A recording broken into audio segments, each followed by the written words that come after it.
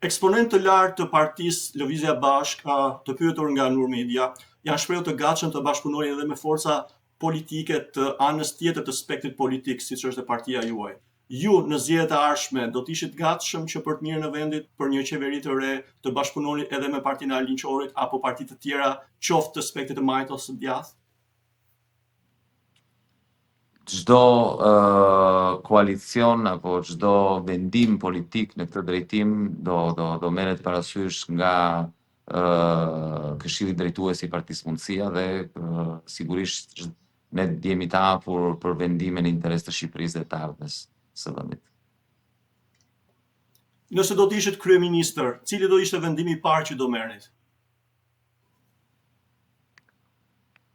Shiko, janë shumë çështjet në fakt, janë shumë çështjet që kërkojnë një ndërhyrje të menjëhershme, por mendoj që Shqipëria, ndryshe nga Perëndimi, ka një problem shumë të madh. Shqiptarët kanë një problem shumë të madh. Shqiptarëve nuk u njihen të drejtat. Ky është një vend ku qytetarët shqiptar nuk kanë të drejta. Dhe një nga të drejtat kryesore që është mohuar është e drejta e pronës. Kështu që sigurisht një nga veprimet e para që do merrja dhe mbi të cilat do përqendrohesha është çështja e të drejtës së pronës. Nëse do të kishit vetëm 30 sekonda kohë për t'u drejtuar zgjedhësve shqiptarëve, atyre që protestojnë, cili do të ishte mesazhi juaj?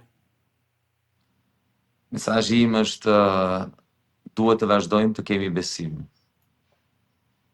Mund t'ja dalim, duhet të vazhdojmë të këmbgullim.